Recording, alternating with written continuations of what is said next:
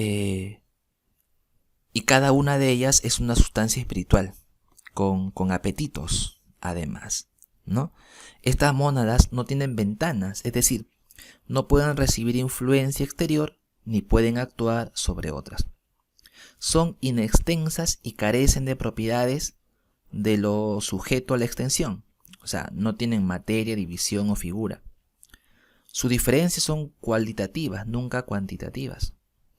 Además que pueden cambiar como todo lo creado, pero viene de un principio interno y nunca del exterior. Y como en la mónada no hay nada material, todo cambio queda reducido a un dinamismo psíquico. Las mónadas no tienen partes y forman parte de los compuestos, ¿no?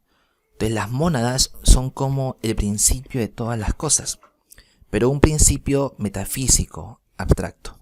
El alma, por ejemplo, es una mónada, ¿no? También nos habla de las verdades de razón y las verdades de hecho. Las verdades de razón son verdades evidentes por sí mismos. Son verdades en la cual no hay que hacer ningún tipo de experimento. Basta con la lógica para comprender que es una verdad. Por ejemplo, cuando decimos que un triángulo tiene 3 lados. Esa es una verdad de razón. En cambio, las verdades de hecho son verdades que parten de la experimentación y requieren de la demostración experimental para demostrar su verdad. Cuando decimos que un objeto cae debido a la atracción de la gravedad, ¿no? Entonces habría que hacer experimentos que validen ese tipo de conocimiento. Entonces hay razones suficientes o hay causas que provocan efectos. Y eso tiene que ver con las verdades de hecho.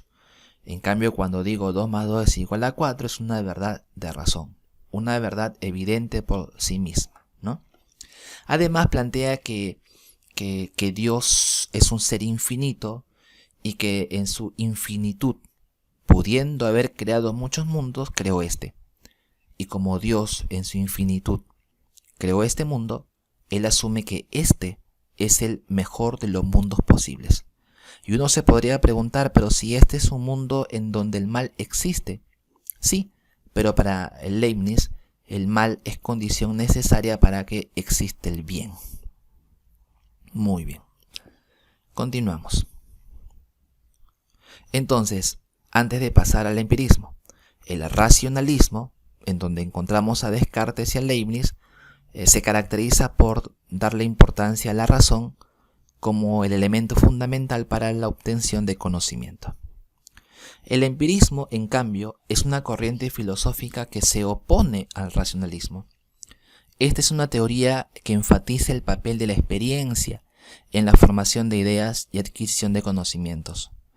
Esta corriente empirista definitivamente se opone al racionalismo de Descartes. Si para Descartes teníamos ideas innatas, para los empiristas, por el contrario, nacemos con la mente en blanco o con la mente sin conocimientos.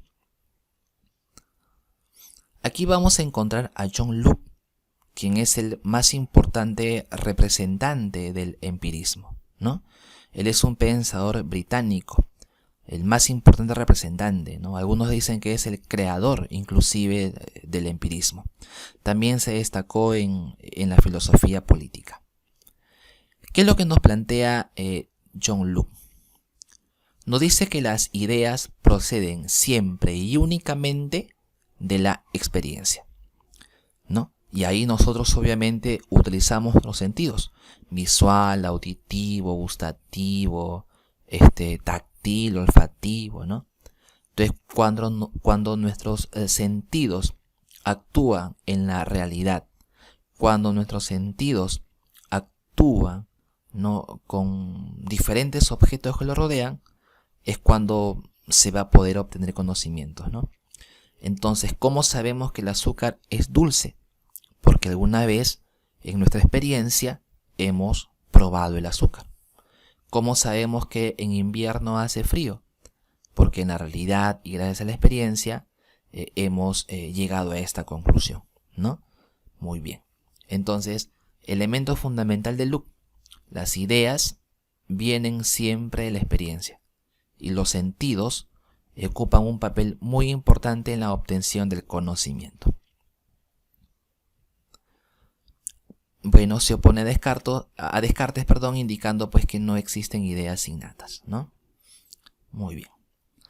A ver, John Locke nos decía que la mente es como una tabula rasa.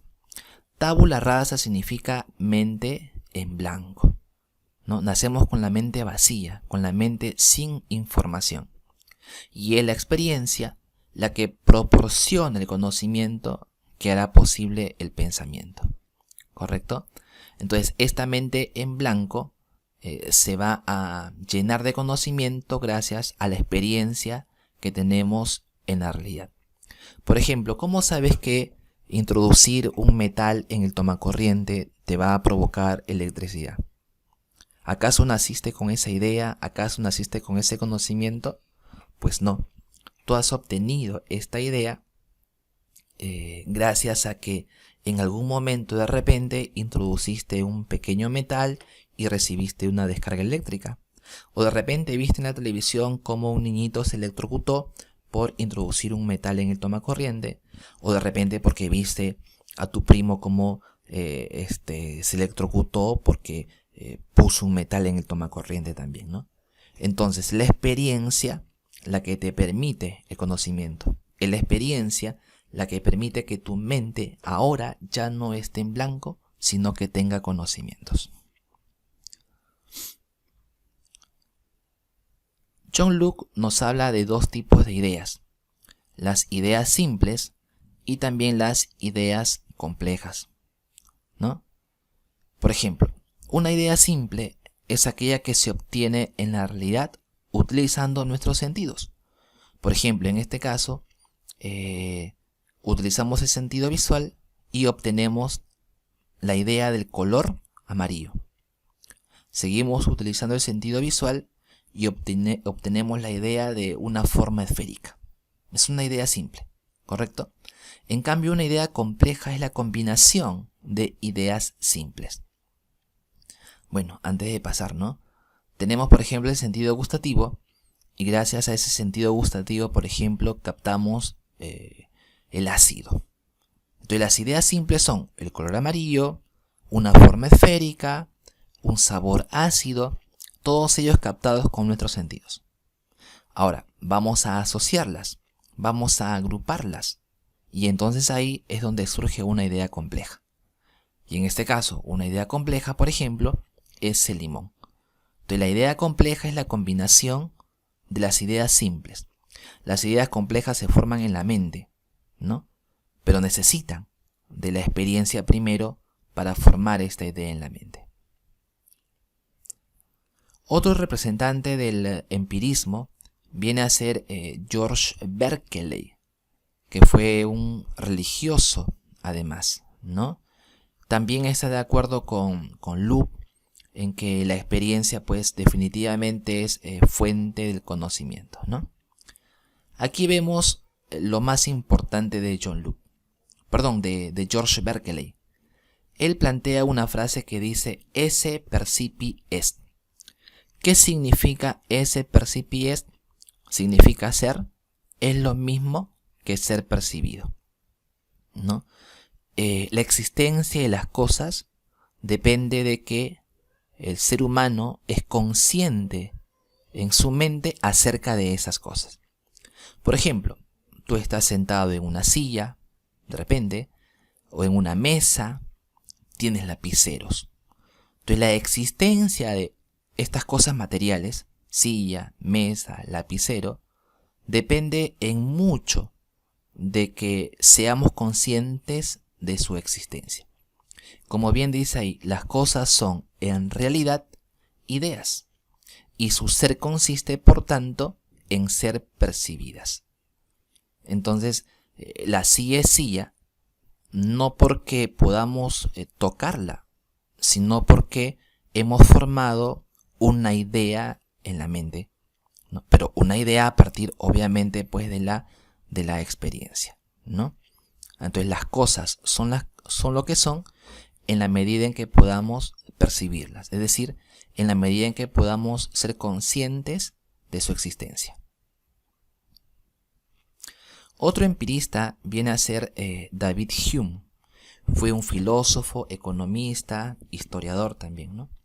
Él afirma que todo conocimiento deriva en última instancia de la experiencia sensible. A ver, él nos dice que todo conocimiento procede de la experiencia, lo mismo que nos dicen los otros empiristas como John Locke y George Berkeley. Todos los contenidos de la mente son percepciones, nos dice David Hume, ¿no? A ver, ¿qué es una percepción? Nos dice Hume que las percepciones son de dos clases, son de dos tipos.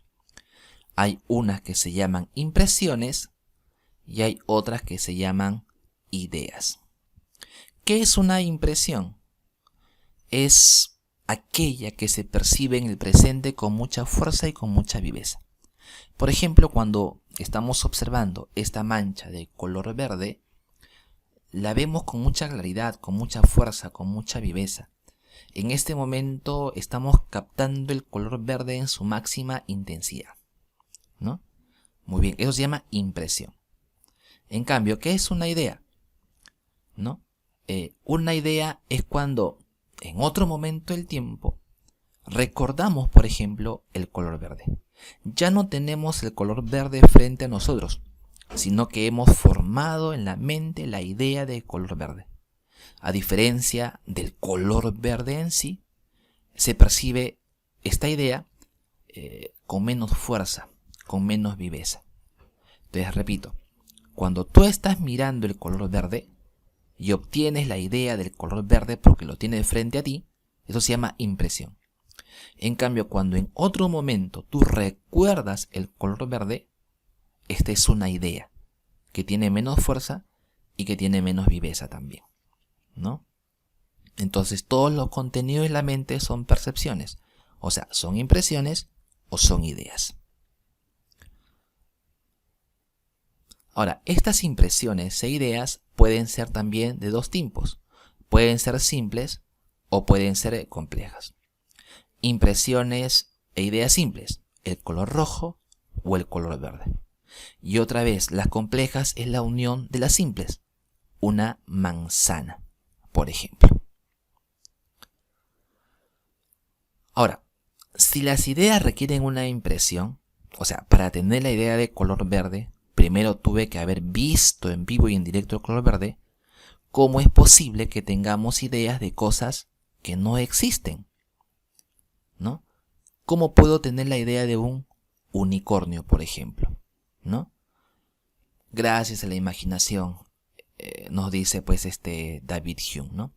La imaginación es un elemento fundamental de la mente que a través de la combinación de ideas, correcto, permite la producción de nuevas y más ideas. Muy bien. También él hace una crítica a la causalidad necesaria, ¿correcto? A ver, en la primera imagen nos hace referencia a que la Tierra gira alrededor del Sol. Eso lo sabemos en física, en geografía, lo hemos estudiado. Sabemos que el agua hierve a 100 grados centígrados y sabemos que los objetos caen debido a la atracción de la gravedad. Todas ellas son efectos que tienen una causa, ¿correcto? Pero David Hume se pregunta, ¿será así eternamente? ¿De aquí en mucho tiempo en el futuro la Tierra seguirá girando alrededor del Sol? ¿El agua seguirá hirviendo a 100 grados centígrados? ¿Los objetos seguirán cayendo debido a la atracción de la gravedad? Es la pregunta que se hace David Hume. Y él mismo se responde, ¿no? Él plantea que no estamos seguros de que esto vaya a ser así en el futuro. Por lo tanto, la ciencia está segura de lo que ocurre hoy en el universo, pero no puede estar seguro de que será así siempre. ¿Correcto? Muy bien.